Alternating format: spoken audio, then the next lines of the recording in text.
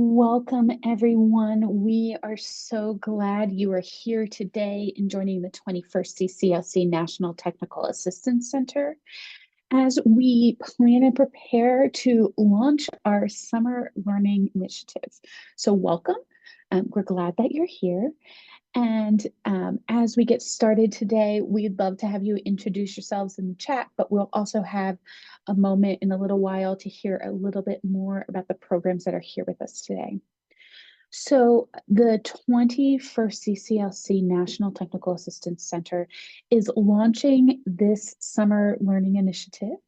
And really, it's a place and a space where we want to support programs like you in being intentional in your summer planning, where you don't just, as we're calling this session, fall into it, but you're intentional. You create a space and a place for it by providing you with a variety of tools, resources, one-on-one and small group support so that you can run high quality summer programs that we can uplift, that we can say these are success stories.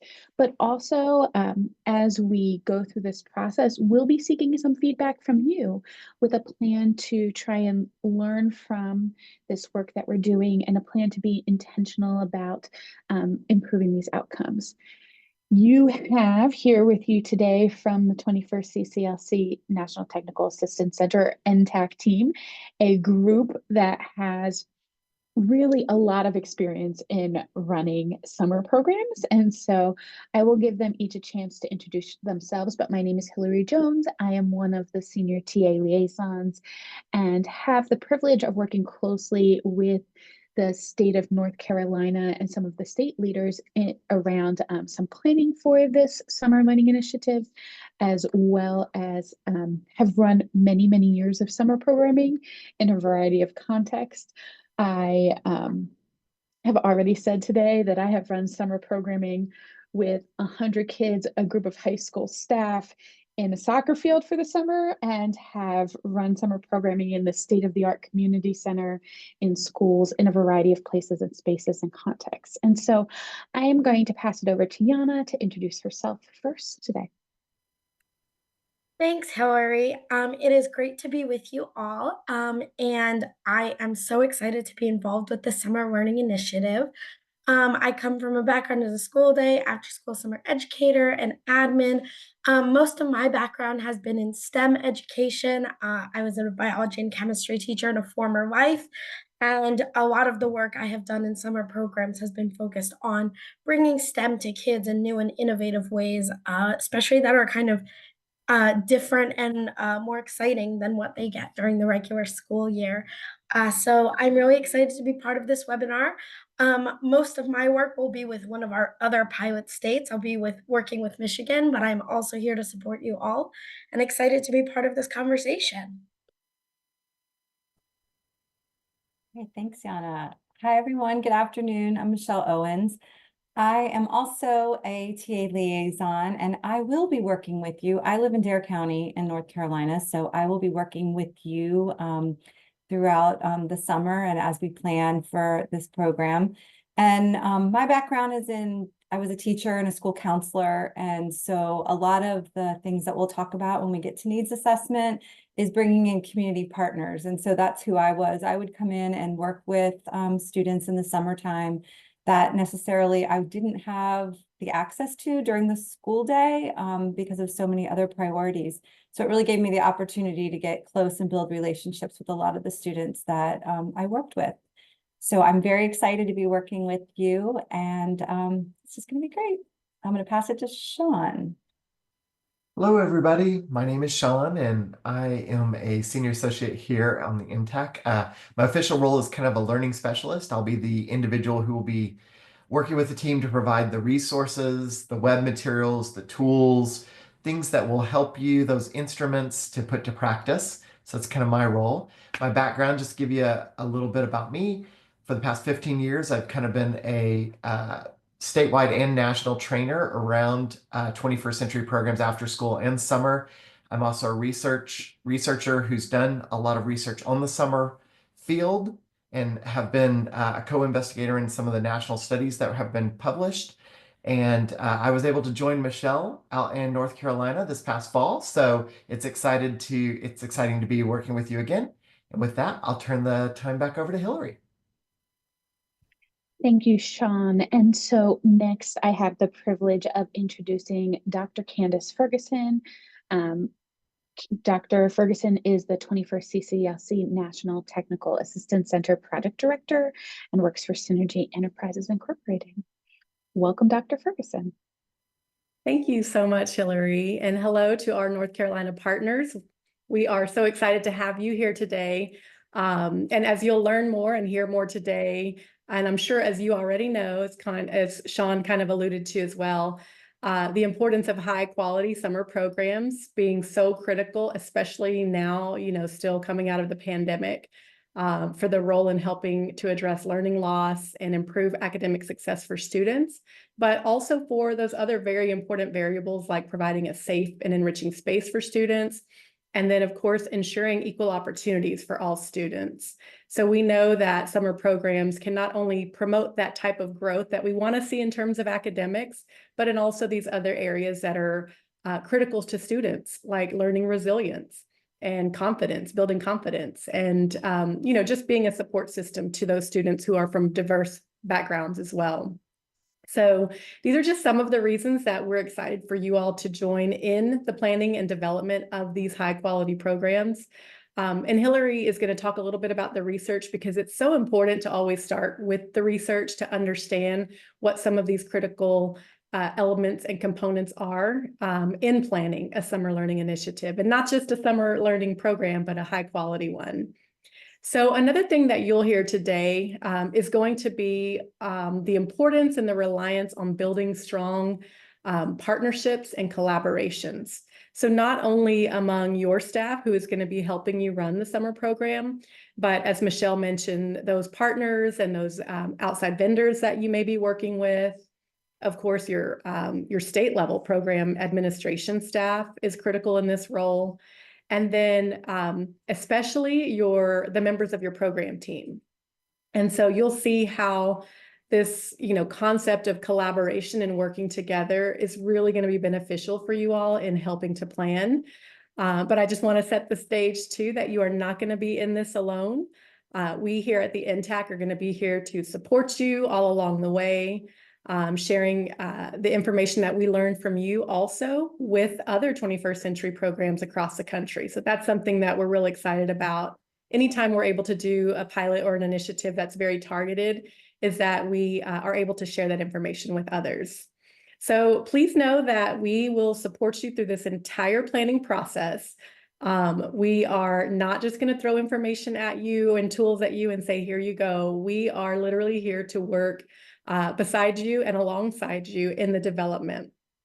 So one of the things that you'll hear about really today, 3 essential elements that you're going to hear a very high level overview of is in the importance of developing your summer programs is building that summer planning program team. So I think we called them the dream team, and conducting a needs assessment because that's critical. You may already have needs assessment data, so this may not be an area where you need a lot of support with, but what we really want to help you with is taking that data that you do have from your needs assessment and being very methodical and thoughtful about setting your goals, creating a theory of action, and also a logic model to help you envision what your summer program can look like. And as I mentioned, we're going to be here along the way to provide you tools, one of which you'll get today is the Summer Program Implementation Planner. And what you'll see from that planner is it's a step-by-step process, but again, we will do this in phases with you. So we're not going to just throw it all at you at one time. So again, thank you so much for being here. We're really glad to have you participate in this initiative, and we look forward to helping you plan high-quality programs. Hillary, back to you. Thank you, Candace. And I want to say to all of the grantees that I was just chatting with Susan Brigman from DPI, and she would like to send her best to all of you and would want you all to know that she's happy that you've agreed to participate in the Summer Learning Initiative pilot program. And so thank you to you all for being here. I just want to give a little bit more background around how we got here. And that's where we're going to go next, is this piece of what the 21st CCLC National Technical Assistance Center, NTAC, is really about. And it's really about providing all of you, the ones who are on the ground every day with staff and with students and with families, the knowledge and skills, resources that you need to engage and to empower and to make a difference in the lives of students and families. And we do this a few ways. Number one, providing resources. So our hope is that you get from us a ton of materials, resources, tools. Dr. Ferguson already talked about one that's coming your way today, that there's opportunities for professional development, for training. Our hope in this process is that we will invest in you all as the program directors and site coordinators and the leaders of this work in your own space so that you can invest in the other people in your team, so that you have a stronger, more healthy program as a result of it. Because really the end goal is to build the capacity of your program so that you can do more and more effectively. We do this at the NTAC in a variety of ways, and we really have focused in on 7 priority areas. These are based on guidance from the U.S. Department of Education and what we've heard from 21st CCLC professionals like all of you, but that building capacity piece is at the core of it. And so as we do that, we recognize that these areas range from things like pandemic recovery supports to supporting students' social, emotional, and academic needs. And we know that to be able to do this, we have to support all aspects of the program and all aspects of really what is happening. And so that's why we have been asked by the U.S. Department of Education to conduct this summer learning initiative and really invest in you as these individual programs within a couple of states, but with the long-term vision of offering more and more resources to 21st century programs across the nation through this process.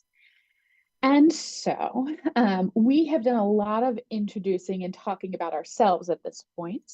And so we would like to take a moment and ask the 2 programs that are represented on this call to do a little introductions of themselves, hoping that somebody from each program would share a little bit about yourselves and where you're located and the work that you're doing, because I know that I have had the privilege of chatting with several of you, but I want you to know who else is in the room, as well as let the rest of our team at the NTAC hear a little bit from you.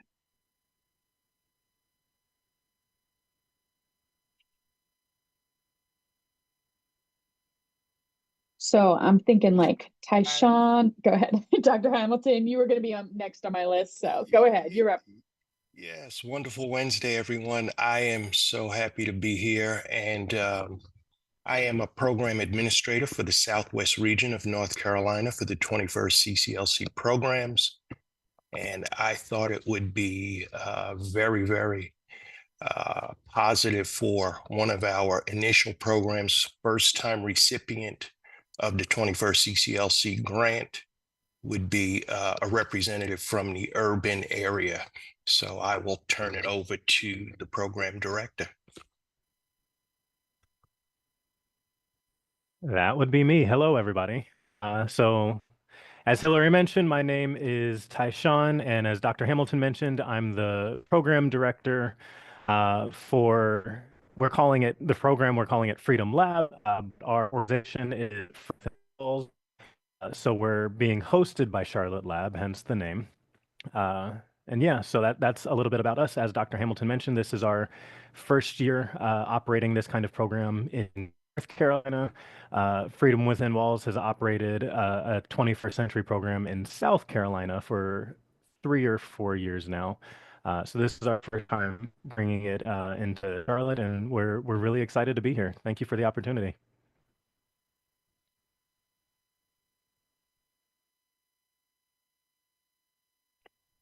And so I'm wondering if anybody from Zion Chapel is willing to speak for the group. Introduce yourselves.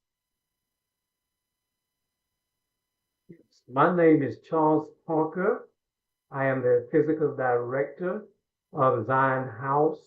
We operate in a town called Aden, that's about 10 miles south of Greenville, North Carolina.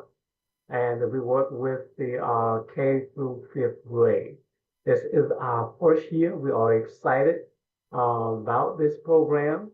We are able to reach, we feel, the needs of the students. So again, we're so excited and we thank you all for all that you do. So we're excited to have you all here. So thank you for taking the time to be part of this conversation, to hear a little bit about what's coming next. And really at this point, we want to talk a little bit about the importance of summer. And Dr. Ferguson set a great foundation for this. And really the big question that we have for today is the why focus on summer. And you may have heard of something called the summer slide. It's a term that describes what over 4 decades of research has shown us that during summer months, students who are the primary targets of our 21st CCLC programs, those students who are in low socioeconomic communities or from those backgrounds seem to slide backwards in their academic progress. This phenomenon became a national conversation in 2005. CBS did a video. It was very popular. If you haven't seen it, Sean's going to share the link in the chat for you to check out. But really, that conversation has continued over the last 19 years or so. NBC did a version of this video as well, much more recently in 2024. Sean will also share that. But we really recognize that summer learning is such an important part of making a difference for our young people over long term. So what is it that does this? What is it about summer programming that makes it effective, that makes it quality, that makes sure that there's not summer slide? Because anybody can roll out a ball, but it really takes more than that. Well, the Rand Corporation did a study that found that certain types of summer programs really can make this difference. And so they looked at programs with a specific parameter, and they said these programs need to be no cost for 5 to 6 weeks. So, for many of us, that's what our 21st CCLC programs look like, where they're free to the students who are enrolled in them, that the class sizes are a ratio of 1 adult to 15 students or smaller, and that there's some certified teachers involved in this process, at least 3 hours of academics each day, as well as there's these high quality enrichment activities that are happening regularly. The programs that they looked at also were providing meals and transportation. And so that's a little bit of what went into what programs were selected for this study. And what they saw as a result of this study is that 15% of typical annual gains after one summer of high attendance was what occurred. And by high attendance, we mean 20 or more days. So really that 20 days is a standing place of, if students are attending regularly, that they will make progress in math. And there was a 20 to 25% annual gains in mathematics and language arts after 2 summers. You're new programs in this space. And guess what? You have the opportunity to keep them year after year after year, to retain them. And that's what makes a difference for our young people long term. And so these are just some things to start thinking about in the very early stages of our programming.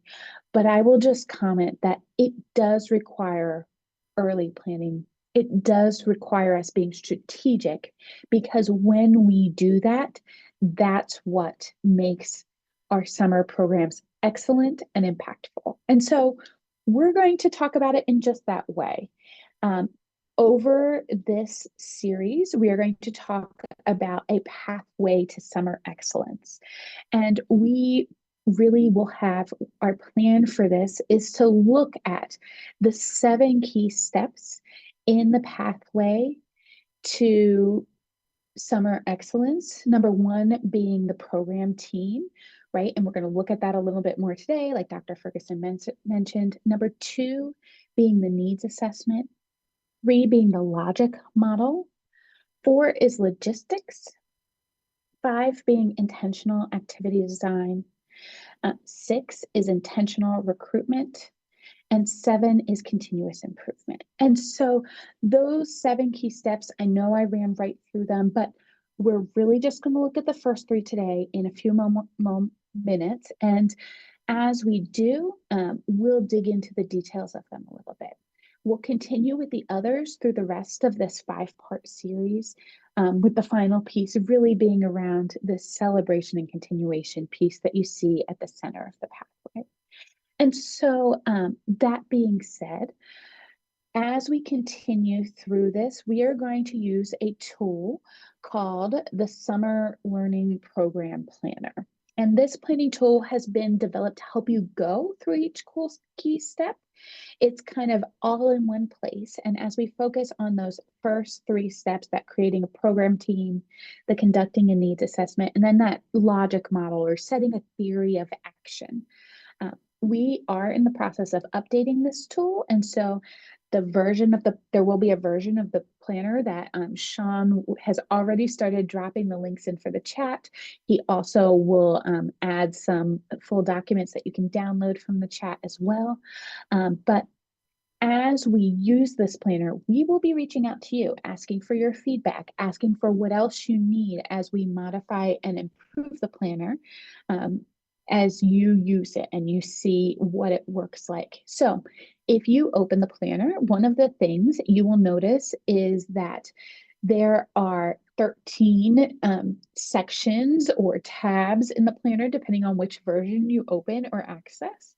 And each of the 13 sections of the planner align with one of these 7 key steps that we're going to talk about. And so this is kind of going to be our rooting or our grounding tool that we'll use throughout the series. And we're going to use today as we look at kind of what these first steps are in the process. So I'm going to turn it over to my colleague Yana to guide us on through the first step in this process. Thank you so much, Hillary. And thank you everyone for being here. So I guess the first question to ask, especially since so many of our programs are new this year, is whether you already have a program planning team already working on the summer. So if you do, you could use those reaction buttons to give us a thumbs up. If you don't, give us a thumbs down. Oh, I think they've actually removed the thumbs down. But you could give us the X. Let us know. You can also pop it in the chat box or unmute yourself if you'd prefer. So I'm seeing some X's. Let's take another second. So if you have already put together that planning team for the summer, or this is the first time you're thinking about it just now. So you can let us know with those reaction buttons or by unmuting yourself. Okay, it looks like not so much, which is totally fine. We are more than 6 months out from summer break, which is great. But now is the time to start thinking about your program planning team. Now, for those of you, especially whose programs are new this year, you probably already had an advisory committee that you worked with to prepare your application, get ready to do your needs assessment, all of those pieces.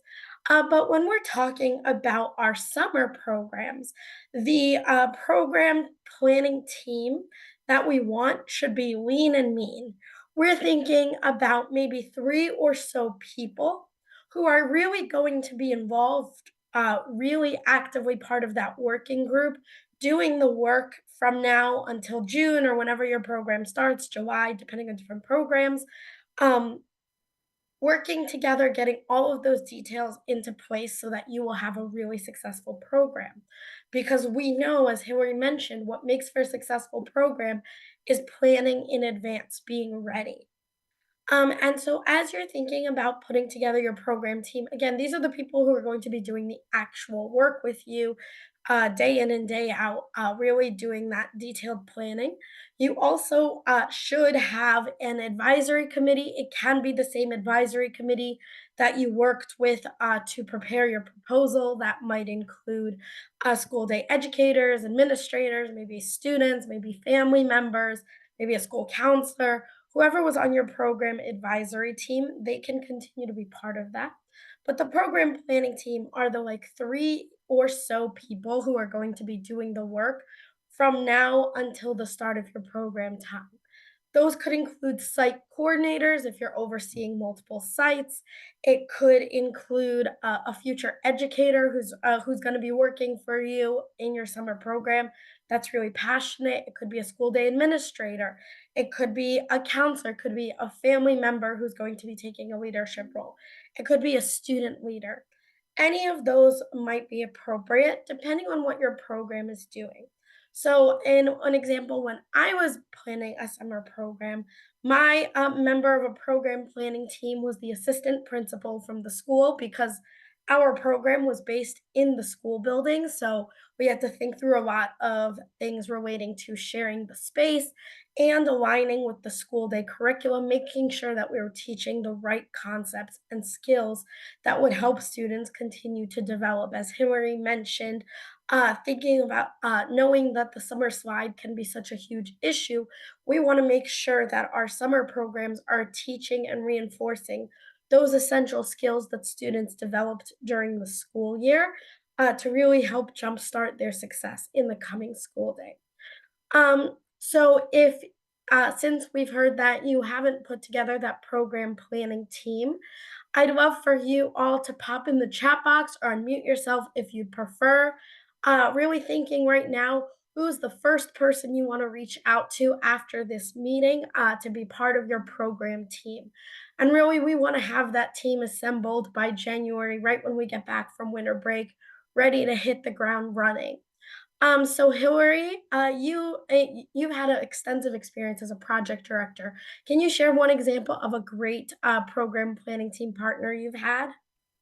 Yeah, Yana, my program team in this like summer planning sense was really my site coordinators and the operations director. I needed those two people to get into the nitty-gritties. We met from October all the way through June every week. That was just our rhythm, our routine, and we were intentional about it all year long. And so it's pulling in those people. Yeah, Tyshawn says the same thing. That ops director. In my case, that ops director was the person who managed food, managed transportation, managed facility access and usage, managed really all of the things that I needed, purchasing. And so I needed that person in my pocket. I needed them in my conversations, knowing what we were doing, how we were moving, where we were moving, when we were moving. Mhm. That's a great hit point, Hillary. And especially for any of your sites that are sharing a school building, you definitely want to have somebody from the school day on your team because we have to think about sharing spaces. Sometimes buildings will be hosting multiple site summer programs at a time. We know many school districts do repairs and updates during the summer. So you have to know what parts of the building you'll have access to, making sure that you are using the building safely if some of the parts of the building will be under construction, which I've definitely dealt with, and probably all of you have had experience with. There's construction going on, there's other programs going on, and we have to be able to share our space constructively and safely. So that ops director, if you are based in something like a boys and girls club, you might want to think about having somebody from your finance team as part of your team, especially because they are probably going to be able to offer expertise on your staffing budget, planning field trips, transportation, all of those things that cost money, and you need to know all of that stuff in advance because you need to plan for it in advance. Tayshawn also shared that the school district has a partnerships liaison. So right when they're back in February, that's the time to send a reach out email. Hey, welcome back. I have a fun new job for you. So those are some great ideas. We'd love to hear from you in the chat box if any of you have other potential partners you want to reach out to be part of your dream team, people who are really ready to hit the ground running, and really have an active role in that planning from January or end of December on through. We can hope to get started in October next year, but it's totally cool to start in December. Listen, I have started in April and it works out mostly okay. But the earlier you plan, the less stress you will have. So Hillary is nodding her head because she remembers the days when I had to start planning in April, and that was fun for everyone. Um, oh yes, Dr. Hamilton mentioned having a partnership with your feeder school math and ELA facilitators. If for feeder schools. So, for example, they might have a curriculum director and a director of academics or a teacher of one of the classes that you'll serve who can really offer a lot of expertise on what the students really know well, what are areas for growth, what you should be targeting, excuse me, over the course of the school year. So thank you everyone for sharing those. We did say three, but three is definitely a flexible number. So if there's a fourth or even a fifth person on your team that you're like, this is essential, feel free to add those, but probably five is approximately the limit because you do want to make sure it is a great group of people and it's small enough where everybody can be assigned concrete tasks and everybody has that shared responsibility for making your summer program a success and is getting started on that process right from the get-go. So with that in mind, I am going to turn it over to Michelle because Michelle is going to talk more about our needs assessment. Thanks, Yana. And I know we are going through a lot of information. So Sean is adding some links and some comments in our chat just to kind of lead us through it. And with those dream teams, I know between Charlotte and Aiden, it's a very different look, very different number of people that might be able to be on your dream team. But I think through our needs assessment, as we're going through this, you'll really see that there's a lot of opportunity that you might not think of right away. And so Dr. Ferguson mentioned how important the program needs assessment is when she was speaking in her introduction and how important it is to go through this process. So once you have that dream team done and ready to go, the needs assessment would be your step 2. And so as you're planning and designing your summer program, you want to make sure that you're gathering data. And so you'll see the top 3 circles, and this is the different data that we're looking for. We really want to be able to offer a wide range of programming and really meet the needs of the students and families that we're serving. And so those 3 different levels are school and community data. And so an example of that would be, capturing some maybe student attendance from the school year or student academic test scores. Those would be helpful to know also. And then as far as student data, targeting specific knowledge and skills that impact school level performance. So what exactly are we focused on? Is it, Dr. Hamilton put in there ELA and math. So it might be something that's what we're really going to focus on. We still see, if you have elementary age, a lot of need post-COVID. I know it was a long time ago, but a lot of those students that weren't in preschools now are 3rd and 4th graders and still are struggling from a lot of the different academic loss. And so the last one, student voice, and this one is really important. I feel like it is one of the most important because you're going to be designing activities and programs and bringing in enrichment and all of that. And, I think it was Hillary said that they have to love it and be engaged in it to want to come to it. And so we really want to be able to get their voice. In our last webinar that we had, someone had talked about youth advisory committees or councils, and how maybe, if that's something that's in your community or in the school that's feeding into your program, maybe pulling a youth out of that and asking them to be part of this planning committee. So some key areas to focus on, you're doing your needs assessment and you want to focus on student support. So the 4 boxes below it. Examples of that could be just identifying specific subjects where your students need help. It could also be considering physical and mental health needs. You could include a counselor or maybe someone from health services within your community. And then also special talents. This is where, you can find someone that can help support your enrichment activities.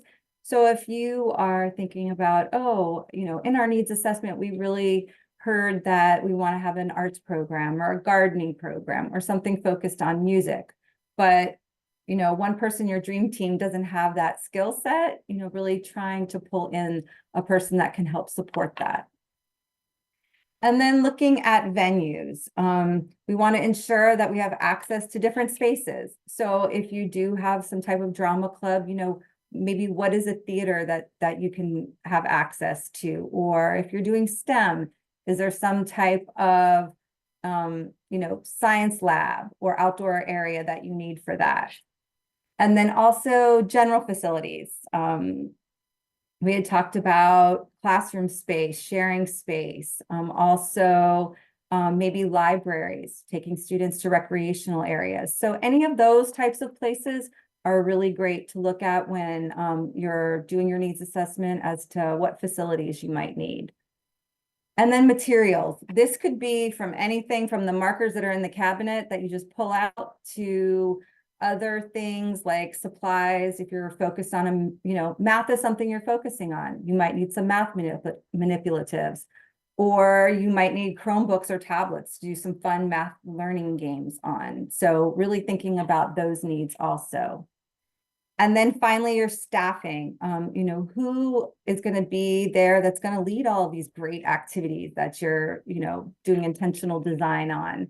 Will it be educators, maybe someone from the school day that comes and supports, or professionals or community members like counselors or nurses, or even IT support. It might be someone in your community, you want to do some type of graphic design program, pulling someone in from the community that would be able to help support that. And then law enforcement.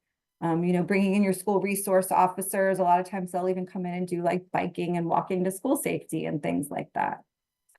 And then the last one, we really want to make sure that we are creating well-rounded summer programs, and there will be a lot of diverse needs of the students that are in your program. It could, the continuum is very different based on where you are. And so we want to make sure that we're not, recreating the wheel or doing something that might already be done in your community. All right. And so this mapping community assets, this tool looks very simple and easy. This will be in your summer learning planner, but it's a great tool to really help you with your needs assessment information to develop your summer program goals and activities. And so your dream team can map out different assets, identify people, maybe other organizations or resources that can help support those needs that you found in your assessment. We want all of our summer programs to appeal to all of the students, and we want to fulfill their needs and not duplicate resources or efforts again. And also you can look at pre-existing programs and services that are already available. And so by conducting an asset map, you're kind of looking around your community or you're looking around your school and just trying to decide, who can best support the plans that you have. And so after we're done completing this needs assessment, which I will be here to help with. So I know we're throwing a lot of things at you and needs assessments and charts and summer learning tools and all of this. But we also want to be able to look for the gaps. So doing a gap analysis. So this is just something, just a simple tool that we put some examples in, and so for a community resource, as you did your needs assessment, families might have come to you and said, we really need a swimming program. We have a ton of kids that do not know how to swim, and it's really important. And so you're kind of like, well, that sounds great, but we don't have a pool, or, so trying to decide what resources you might have in the community aquatic center, maybe a Y. And if you don't have that, if you're as rural as I am, it just might not be what you can offer in your summer program. But then we have a great extension office. And so we can do some fun nutrition education or some gardening, maybe pull in a master gardener that lives in our community to help, or, pull someone in online that can just help support that specific program or activity that we have. And so once we complete the needs assessment, we will dive right into looking at our gap analysis and then moving over into our logic model. And so I'm going to pass it to Sean to go over that. All right. So I remember when I was a new project director out in the field and we were starting to do summer, and I have to first give you kudos because it is December and you're having this meeting planning for summer. I ended up doing it in May and had like 2 weeks to plan for a summer program. So this is great that you're doing this early. And the steps that have been shared so far are key. Getting that program plan so that you're not, that program planning team together so that you're not a solo warrior is key. And then conducting a rigorous needs assessment matched with an asset map and a gap analysis of where the needs don't quite have assets or resources to support them, and figuring out where you want to go is so important. And that is all articulated in the logic model. Many times a logic model is thought of as a tool to do evaluation. We're going to propose that it's more of an operation tool for you. And you start it by doing something called a theory of action, developing a theory of action. More than likely, you already have the theory of action in your head. You already know what your program is going to accomplish by asking these questions. If we do this particular action, then this will occur, leading to a long-term impact. So what does that mean? Well, in a nutshell, if you were to say something like, if we provide a safe and secure place during the summer months when kids don't have places to go, then we can keep kids safe off the street. We can keep them not from being latchkey. We can provide them academic services or enrichment services that may allow them to grow further in summer, stopping the summer slide. That long-term impact from having that happen will be better academic outcomes, better holistic outcomes, better health outcomes. So that's kind of your theory of action, and that's developed from your needs assessment. What need do you have in the community, and what purpose is your program going to do to meet that need? And when you do that, you articulate that as your theory of action, you put that at the top of the logic model. And the logic model is tab 5 of the summer planning tool. And you just put it up there at the front. And then the next pieces of the logic model is how you operationalize that theory of action. So you start with your need. That's your underlying challenge that you're going to try to address. And we recommend doing one need at a time. And then what resources do you have that can address that need? What do you have available to you? What activity can you implement or design or plan to do based on that need and the assets you have? And then once you do that, we know sometimes if you build it, they will come. But sometimes if you build it, knowing kids, they're like, yeah. And they walk right out the door anyway, right? So you got to set some goals, some targets, like what is the minimum amount of participation or dosage in your program? What is the minimum amount that will have an impact on that student? Is it they come 5 times, they come 10 times, they come 20? Whatever it is, you want to put those targets down on your logic model. And then what outcome is that going to lead to? What is your goal, so to speak? What are you trying to achieve? Here's a quick sample of how this works. As you can see at the very top, we have our theory of action. And our theory of action is if we create an engaging summer program that is safe and supportive with wraparound services, evidence-based literacy activities, then the youth that participate will experience better reading performance, increased engagement overall, and an enhanced social emotional well-being. That's what we honestly believe. That's our just do it phrase. We believe that if we do this, that's going to happen. Our need that we are addressing, and this is just one need, 25% of fourth grade students did not, they passed the reading comprehension of the local assessment, meaning that 75 students did not pass. So what we're going to do with our resource, we have a great site coordinator who's very experienced.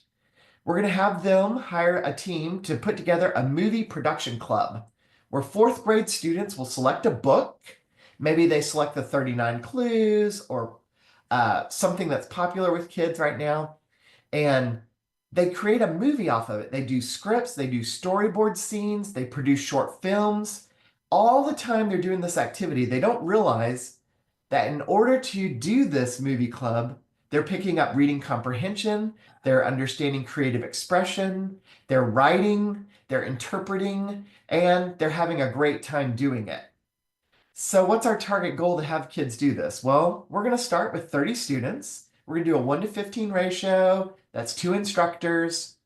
We're going to run it for 6 weeks, and the dosage is 4 days a week. You can even break this down further and say that it's 1 hour per day or 2 hours per day, whatever it is. But this is our activity to meet that need. And what's our outcome that we expect? Well, at the end of the 6 weeks, we hope to achieve this, that at least 80% of the students who participated in this activity, attending 20 or more program days, will demonstrate improved reading comprehension and increased interest in reading for pleasure as measured by pre and post program assessments. A couple of things to break down on this outcome. Number one, why 20 days? Well, research has demonstrated that 20 is kind of like a magical number for summer. Like as the RAND report showed, kids who attend 20 or more days consistently of a summer program for 1 to 2 years start having double-digit impact in their reading and math if you focus on that. And double-digit impact is huge. A 3% impact is considered significant, so double-digit is like outstanding. And then when you measure this, you don't have to use a real rigorous test that kids sit down. You can do something very formative, very casual, like have them actually produce a film around the movie if that's what you're focused on. The activity we're going to delve into later on in webinar 4. But right now, if you think about this logic model, it breaks down operationalizing that theory of action. And this is something that your TA liaison, Michelle, and with the help of the rest of the team, is going to work directly with you on helping get that logic model defined so that you can then go into logistics, which is our next webinar. However, if you're like me, as I get older, I have a little bit of, I forgot what I just said, and I need to go back and remind myself. Well, where do you go to get the resources? By the end of this week, we are going to be sending you an email with some login credentials. Some of you may already have credentials to log in now, but we're using this initiative to roll out our learning management system. The learning management system is active now, and there are some folks who have access, but it's kind of in the first phase of the rollout. So you're going to be some of the only people in the nation to have access to this right now until we do our hard launch in January. But you will get access to the learning management system. And once you get your credentials in that email, here's what you'll do. This is a simple browser. I'm using Chrome. You go to the MTAC website, and there's a login button. You'll go up to the login button, click on it, and it brings up this cool little icon here. And you'll put in your email address. So I'm going to go ahead and do that. I'm going to put in mine. And then your password. And you'll notice the menu at the very top has changed. So if you've used our website up to now, this professional learning portal was not there, and now it is. If you look down, it's got something called the Learning Management System. You'll be able to click on that system, and that will take you to this screen right here. This screen is our learning management system where we have courses, we have different activities, we have different announcements. There will be a special button for you to click on that will say Summer Initiative. And when you click on it, it will take you to a different page that has the resources that we're providing today. It is in development, so we're going to develop it as we go because we don't want to overwhelm you. We want to make sure that you have the tools that you need to go to the next step. But our goal is that by the time you launch your summer program, this will be full of tons of tools that you can give feedback on, and you can say, hey, we really need this developed. And that's our goal, is to provide that for you. And that is what the team here is going to do. We're going to help you go through these steps and really help you make the best possible program ever so that your kids have an amazing experience. And the team that's going to do that is the team here today. And we're being led by our leader, Dr. Ferguson, who works through Hillary on this process. And I'm going to turn it back to Hillary to close us out today. Thank you, Sean. So the pathway to summer excellence really is the starting place for the work that comes now, right? And so what you'll see as rhythms of this summer learning initiative are very much what you've experienced so far, where there's a webinar that gives you kind of these next steps in a very high level and broad way. In this case, we talked about the Lean and Mean program team, to steal Jana's words. Michelle talked about this needs assessment that informs the gaps that you identify, that then helps you look at your community assets and what resources are available to you. And then spending time on this just do it logic model, to steal some of Sean's words. And those are those first 3 steps that we're going to work on. But what will happen from here is that you will have the space and you will see a routine where then, as you begin this work, you connect with your TA liaison, Michelle, where she provides additional support and resources, because we don't expect, based on this 1 hour, for you to feel confident and competent in doing all these things, but instead to have a little idea where you're going and know that there's some resources and support for you out there. And then some pre-work that begins this next step as before we come to the next webinar. So how do you get moving? Well, this is what we're going to encourage you to do as you walk out of this webinar. Number 1, schedule time to meet with Michelle. Okay, your TA liaison, Michelle, is here to guide you on the pathway to summer learning excellence. And so by the end of the week, you're going to receive a scheduling invite along with the information related to your credentials to get into the website. And you're going to be able to set up that initial conversation. During this conversation, Michelle is going to help you figure out exactly what is needed through a little bit of a readiness assessment. In this readiness assessment, she's going to find out, hey, did you already figure out who your program team is going to be and send those invites out? We don't need to talk about that. You're working on that process. But maybe you're really wrestling with what your logic model looks like or what should get filled in where. And that's where we want to dig in. We want the supports to be customized and intentional. So schedule that meeting with Michelle. Make intentional time to meet with her. Number 2, when you get your invite to log into what we're calling the LMS, or the Learning Management System, when you log into the website, log in. Check it out, see what's there, familiarize yourself with the tools, the resources there. You can't mess anything up. You can't blow the whole thing up, even though it's a test, it's pilot. We are sure that you can't. So explore. You'll see the tools and resources that Sean already shared in the links there, slide information, recordings, etc. All that stuff will be added to the section that Sean showed you. And so please check it out.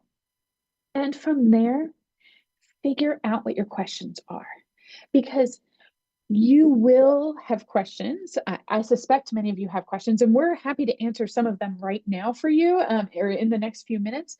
But figure out what questions you have, because your meeting with your TA liaison will be most impactful, and they will best be able to help you through the readiness assessment if you're clear about what your questions are. And so we want to make sure that we customize the support you're getting, that you get the support that you need so that you can be successful at this process. And so please make sure that you just figure out what those questions are, and start any pieces of the pathways to summer excellence that you're prepared to, right? Send those emails and reach out to those team members if you feel like you know who they are. And the other steps will come. And so I want to put back in front of you Michelle's contact information today so that you have it, so that you feel confident that you know how to ask her. Of course, all of us, the 21st CCLC NTAC team, is here to support you and all of your efforts. But for this summer learning initiative, Michelle is going to work directly with the grantees in the state of North Carolina. And so she is the best person to talk to. And of course, to the state coordinators, you on this call, you both know how to reach me, so feel free to do so. But I'm always available to you for anything that you need. And then be on the lookout, right? Be on the lookout for the resources. As we wrap up today, I said at the beginning that our goal is to both give you resources and support you in this process, be available to you, but also for us to get feedback on the process and the experience. And so Sean has just dropped in the chat the link to a feedback form. We are going to ask you to take a couple of minutes and complete that in the last couple of moments of this call. And I do want to just open the floor at this moment for any questions regarding the process for the Summer Learning Initiative or anything that you heard today. We don't want you to walk away from this conversation with like burning questions of, I don't know how this is going to happen or what's going to happen next, or just things that you're thinking about. So what kind of questions do you have?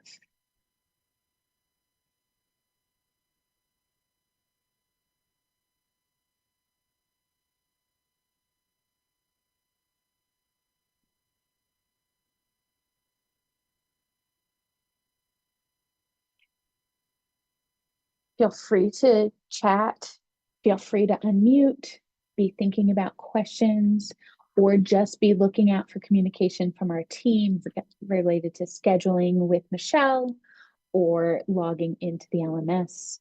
I will also say we have tons of resources and support for 21st CCLC programs, not just related to summer. And so we'd encourage you to visit our website, 21stcclcntac.org.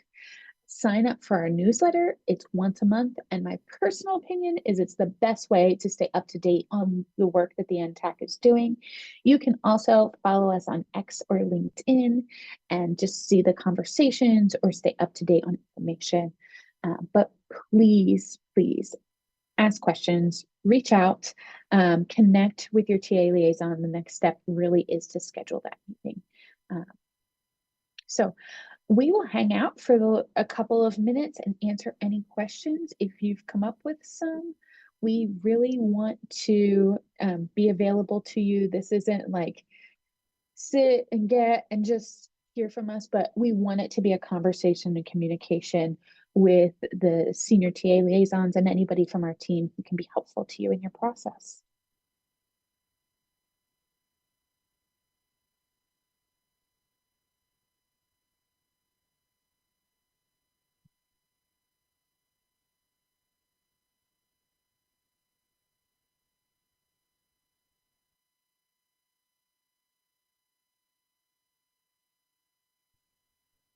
I do have a comment though, Hillary. You're always welcome to make a comment as well. I'd just like to encourage the programs to make sure they have a copy of their State Board of Ed approved application so that everything that they do is done with fidelity and it aligns with that approved grant proposal.